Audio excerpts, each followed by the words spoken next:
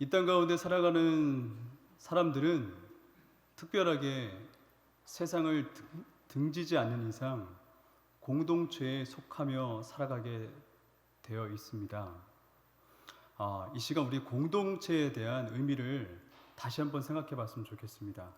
제가 찾아보니까 이 공동체가 함께 공해 한 가지 동의 몸체라는 뜻을 갖고 있더라고요.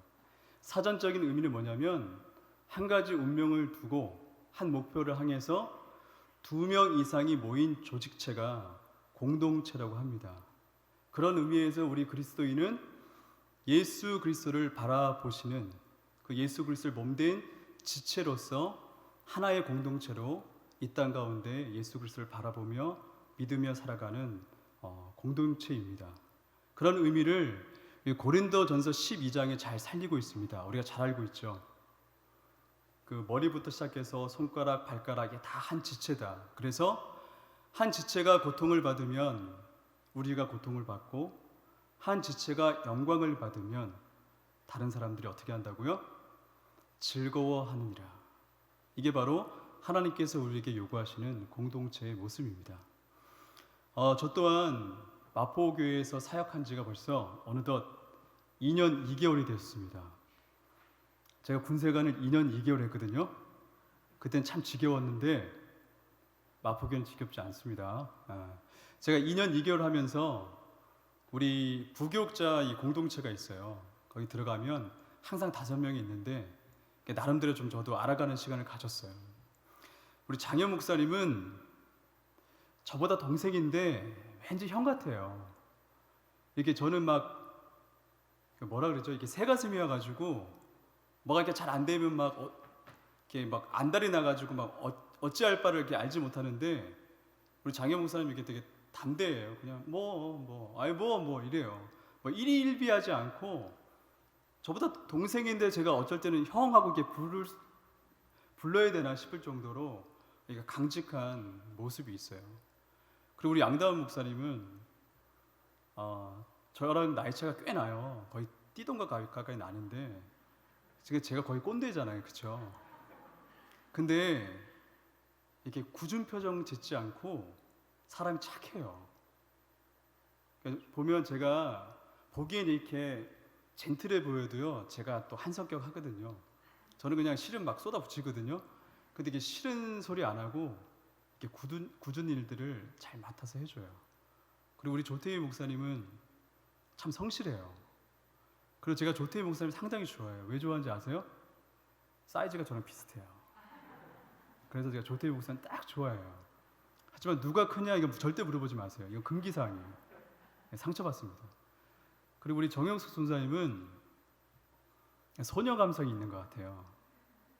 말하는 거 보면 어쩔 땐 소녀 같고 또 어쩔 땐 이게 누나 같아요. 왜냐하면 저희 교회에 제일 오래 있었잖아요. 그래서 제가 처음에 왔을 때 인수인계를 누구한테 받아야 될지 막 없는 거예요, 사람이.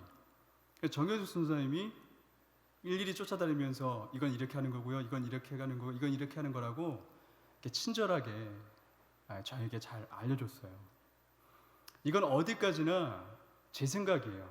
제가 이들을 오해할 수도 있어요.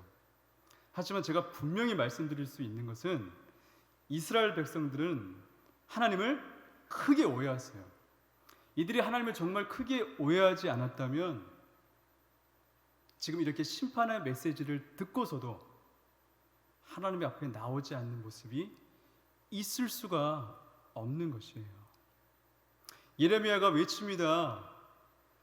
공중의 학도 때를 알고 돌아오고 산 비둘기도 제비도 두루미도 때를 알고 돌아오거늘 이스라엘 백성들은 규례를 알지 못하고 하나님을 알지 못하여 돌아오지 않는구나. 하나님 믿는 공동체, 하나님께서 가장 원하시는 것이 무엇일까요? 우리 그걸 알아야 되잖아요. 그래야 우리 하나님을 오해하지 않잖아요. 하나님께서 우리에게 요구하시는 게 뭐예요? 하나님 사랑과 이웃 사랑이에요. 이들이 얼마 하나님을 멀리하고 하나님을 따르지 않고 이웃에게 함부로 대했냐면, 제가 오늘 말씀을 읽어드리겠습니다. 읽지 않은 9장의 말씀입니다. 제가 읽어드릴게요. 너희는 각기 이웃을 조심하며 어떤 형제든지 믿지 말라. 형제마다 완전히 속이며 이웃마다 다니며 비방함이라. 그들은 각기 이웃을 속이며 진실을 말하지 아니하며 그들의 혀로 거짓말하기를 가르치며 악을 행하기에 지치거늘 내가 사는 곳에 속이는 일 가운데 있도다. 그들은 속이는 일로 말미암아 나를 알아가기를 싫어하느니라. 그들의 혀는 죽이는 화살이라. 거짓을 말하며 입으로는 그 이웃에게 평화를 말하나 마음으로는 해를 꾸미도다. 이게 이스라엘 백성들이었어요. 이 이스라엘 백성들 공동체가 하나님이 어떠한 분이신지 크게 오해하고 있었다는 거예요. 마치 하나님을 우상과 같이 여겼다는 거예요. 우상은 어때요? 많은 재물과 번제물만 들고 가면 돼요. 그리고 자신들이 원할 때만 가서 정성으로 비나이다 하면 돼요. 근데 하나님은 그런 하나님이 아니라는 거예요. 우리에게 어떤 걸 요구하세요? 삶을 요구하세요. 너희가 어떻게 살아가고 있는지, 하나님 뜻대로 살아가고 있는지 그걸 보시길 원한다는 거예요. 근데 우리가 하나님을 모른다고 핑계치 못해요. 왜냐하면 구약에 보면 예레미야가 얘기하잖아요. 아니 하나님이 말씀하시죠. 내가 애굽 땅에서부터 너희들 인도할 때부터 너희들을 하나님을 알기 위해서 여러 선지자들을 계속해서 보냈노라. 로마서 1장에 뭐라고 말합니까? 하나님이 알만한 것들을 그들 마음 속에, 그들 만물 속에 다 드러내 보여주셨다는 거예요. 그래서 너희가 어떻게 한다고요? 핑계치 못하리라. 하나님을 모른다고 핑계댈 수 없다고 성경이 분명하게 우리에게 이야기하고 있습니다. 하나님을 알지 못하니까 이들이 거짓으로 이웃을 속이면서 그 속이는 물질을 가지고 부를 축적하고 사는 것이 마땅하다고 생각한 것들이었어요. 제가 예전에 꽃장사를 한 적이 있어요. 이 도매업을 하다 보니까 이 도매 손님들이 오잖아요. 이 도매 손님들은 오시면 몇백만 원에서 몇천만 원씩 사가요. 근데 간혹 가다가, 간혹이 아니죠. 매일 일하는 가운데 한 두세 명 정도는 소매 손님들이 와요. 소매 손님들이 오면 뭐 수백만 원씩 사가는 게 아니잖아요. 기껏해야 이게 하나 사가는 거예요. 그러니까 하나 얼마예요? 물어보고 사가면 좋은데 어떻게 키워요? 이걸 어떻게 관리해야 돼요? 그리고 자기 집에 있는 꽃들 다 얘기하면서 다 알게 어떻게 키우는지 알게 해달라고 막 물어봐요. 그러면 얼마나 이게 답답해요. 지금 장사해야 되는데. 그럼 제가 어떻게 하겠어요? 10,000원짜리 이렇게 물어보면 그거 5만 원입니다. 그래요. 그럼 속으로 사가면 땡 잡은 거고 뭐 안 사가도 뭐 손해 보는 게 아니잖아요. 그죠? 도매로 돈을 벌어야 되니까. 제가 속였다는 게 아니라 그냥 좋게 장사의 기술로 얘기하자고요. 그죠? 그런 장사의 기술을 썼다는 거예요. 그 사람들한테 뭐 꽃 물 관리 어떻게 해요? 그러면 그냥 3일에 한 번씩 물 주세요. 이런 식으로 건성건성 대충대충 대했다는 거예요. 그런데 우리가 하나님을 진실로 안다면 그들을 어떻게 대하겠어요? 함부로 대할 수가 없죠. 내 형제 중 가장 보잘것없는 형제에게 준 것이 누구에게 해준 것이라고요? 곧 나에게 해준 것이다. 곧 하나님께 하는 거란 말이에요. 하나님을 알면 소매 손님이나 도매 손님이나 함부로 대할 수 없는 것이 어떻게 해요? 저를 불편하게 만들죠. 우리를 불편하게 만드는 것이죠. 이런 이들을 향해서 예레미야가 외칩니다. 아니 하나님이 외칩니다. 슬프다. 나의 근심을 어떻게 위로받을 수 있을까? 내 마음이 병들었도다. 오늘 9장 2절 말씀에 보면 내가 차라리 그냥 광야에 나가서 나그네로 있었으면 좋겠다. 왜요?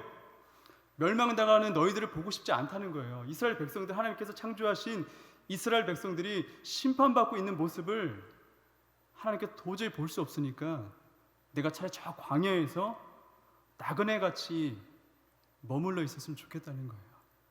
너희들을 기다리고 있는 것은 다른 것이 아니라 오늘 읽을 말씀이에요. 오늘 17절부터 뭐라 합니까? 여인들을 부르셨잖아요. 어떤 여인들을 불러요? 애곡하는 여인들을 부르래요.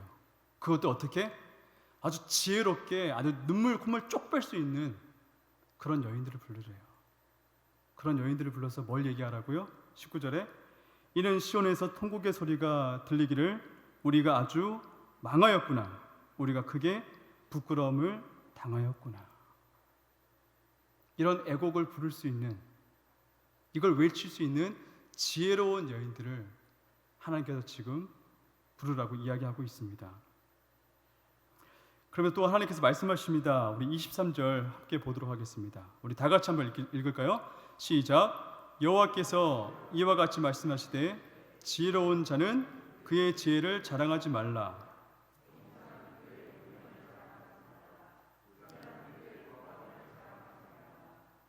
아멘. 세상의 지혜와 욕망과 부함이 왜 자랑이 안 되겠어요? 저도 셋을 키워보니까 이게 정말 부럽더라고요. 솔직한 얘기로 너무 부러워요. 너무 부러워서 어쩔 줄 모르겠어요. 근데 세상에서는 그럴 수 있지만 성경은 뭘 말하고 있어요? 적어도 교회에서만큼은 그게 부러워할 정도의 자랑이 아니라는 것을 우리가 알아야 된다는 거예요.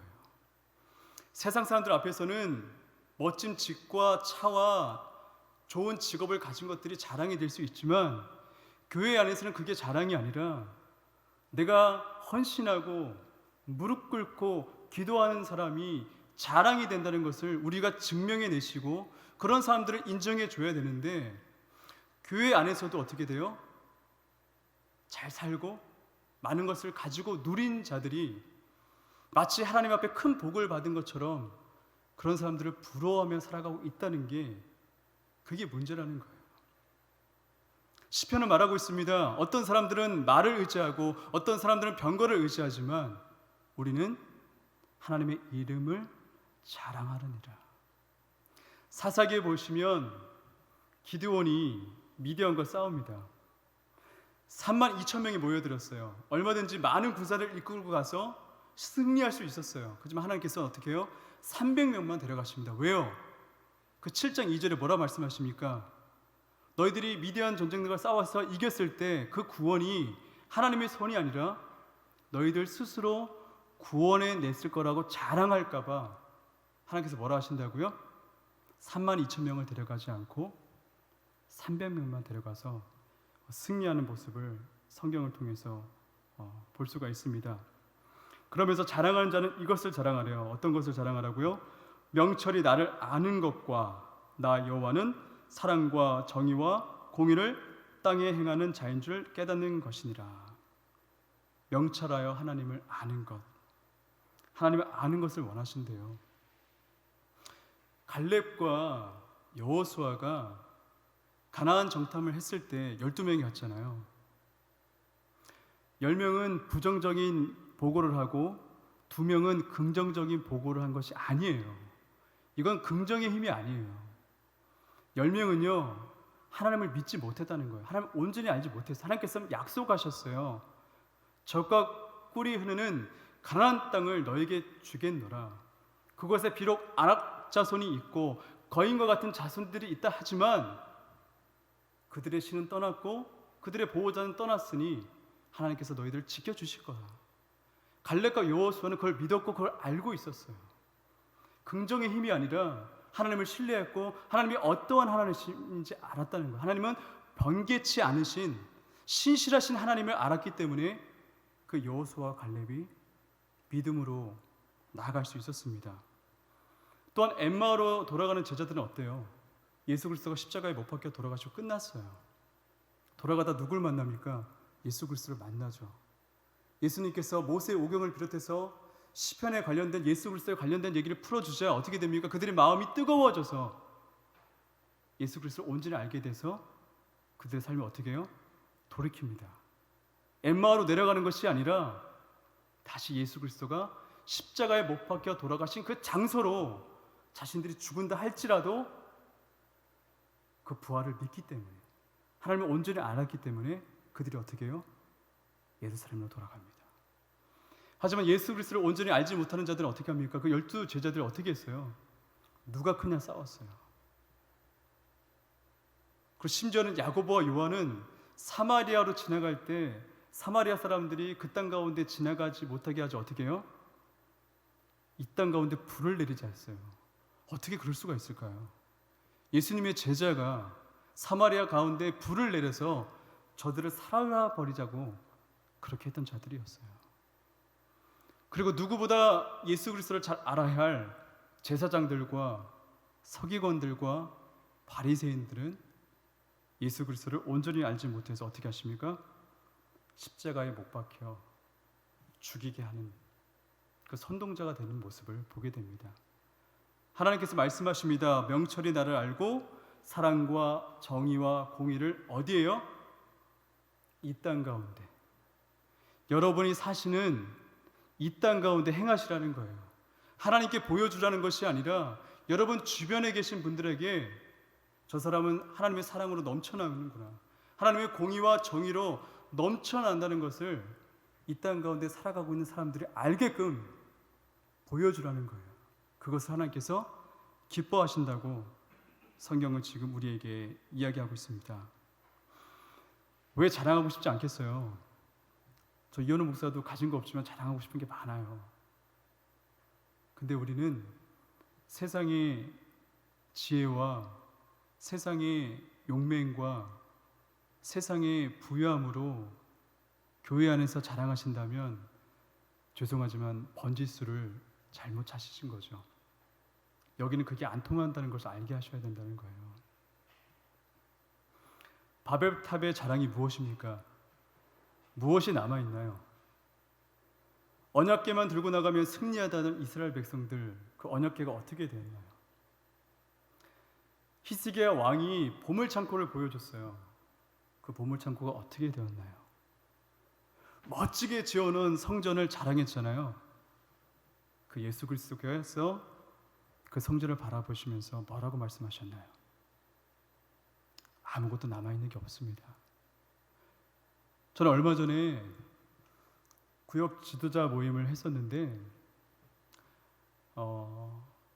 참 감동을 받았어요. 코로나 시기 가운데 어려운 가운데서 일하시는 그 구역 지도자 여러분들의 고백을 듣고서 은혜를 받는데, 그 중에 잊혀지지 않는 은혜가 뭐냐면 힘들고 어려운 상황 속에서 돈을 잘 벌 수 있는 기회가 있었대요. 근데 보통은 우리는 코로나 때문에 어렵지만 돈을 잘 벌었습니다, 이게 어떻게 보면 공식적이잖아요. 그런 걸 이렇게 고백하는데 오히려 그 더 벌지 않은 것이 하나님의 은혜라고 고백하신 그 구역장의 고백을 듣고서 제가 큰 감동을 받았어요. 오히려 그 일을 하게 되면 예배 드리는 모습이 더 소홀해진다는 그 고백이 제게 큰 감동이 되었어요. 우리는 그런 거예요. 그런 것들만 우리에게 어떻게 해요? 우리에게 기억에 남는 거예요. 사도 바울이 참된 자랑을 합니다. 고린도 후서 11장에 보면 다른 유대인들이 자기들은 박사 출신이다, 사도 출신이다, 잘났다고 고백할 때 사도 바울이 그래 너희들도 육신을 입고 자랑하지만 나도 자랑하겠다. 사도 바울이 어떤 자였어요? 히브리인 중에 히브리였고 8일 만에 할례를 해가고 베냐민 지파였었고 정말 대단한 자였어요. 근데 우리 잘 알잖아요. 사도 바울의 자랑은 뭐였어요? 헐벗고 굶주리고 매맞고 태장당하고, 교회 성도가 약하면 내가 약하고 교회 성도 중에 한 사람이 실족하면 내가 애타지 아니하더냐, 이게 사도 바울의 자랑이었어요. 그리고 내 약함을 자랑하노라.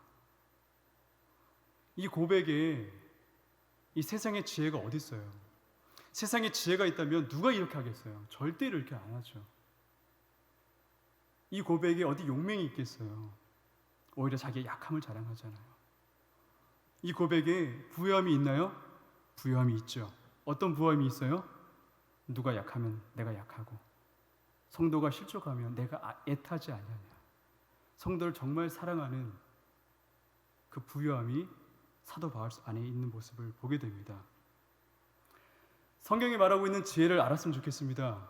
성경이 말하고 있는 지혜는요, 내가 하나님을 믿으니까 하나님께서 명철과 지혜를 주셔서 이 땅 가운데 어려움들을 잘 헤쳐나가서 내가 모든 것들을 잘 이기고 승리하고 이런 것이 아니라, 세상이 말하고 있는 성경이 말하고 있는 지혜는요 그 반대예요.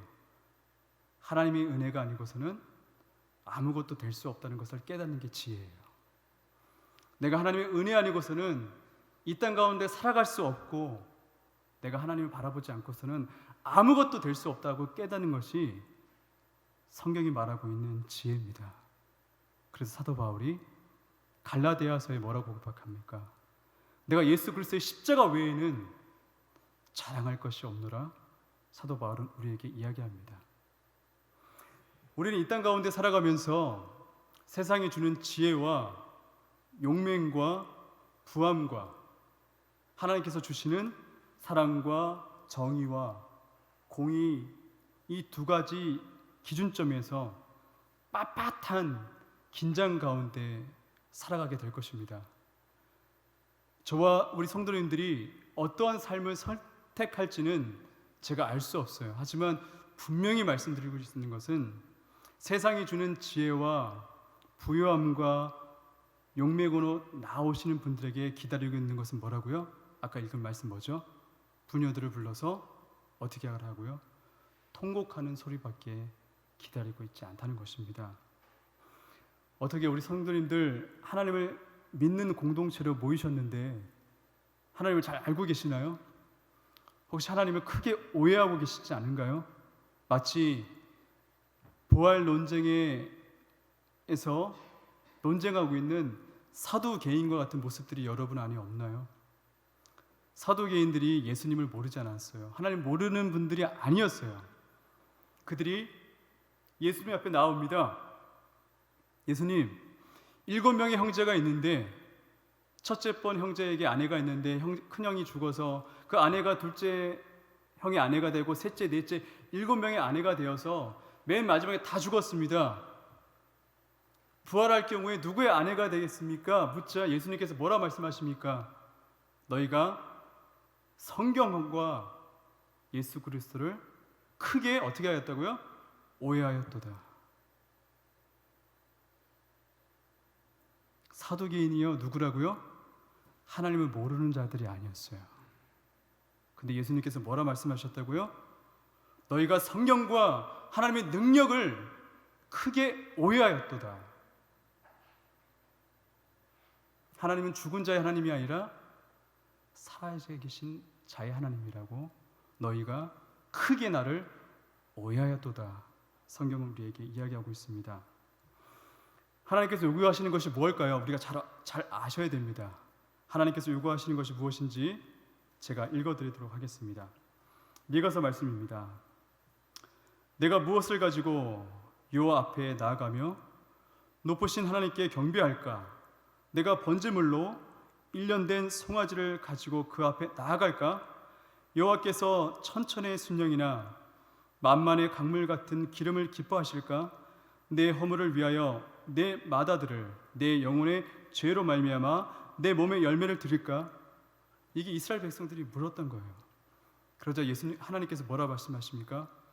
사람아, 이 사람아, 주께서 선한 것이 무엇임을 내게 보이셨나니 여호와께서 내게 구하시는 것은 오직 정의를 행하며 인자를 사랑하며 겸손하게 내 하나님과 함께 행하는 것이 아니냐. 이게 하나님께서 우리에게 요구하시는 거예요. 우리의 자랑은 십자가입니다. 그 어떤 십자가요? 우리를 위해서 자기의 사랑을 확증하신 그 십자가입니다. 그 십자가의 사랑이 우리 안에 차고 흘러 넘쳐서 정의를 물같이 공의를 마르지 않는 강같이 흘려 보내셔야 돼요. 그래서 우리의 자랑은 우리 안에 있는 것이 아니라 하나님 안에 있다는 것을 고백하시는 우리 성도님들 다 되셨으면 좋겠습니다. 기도하겠습니다.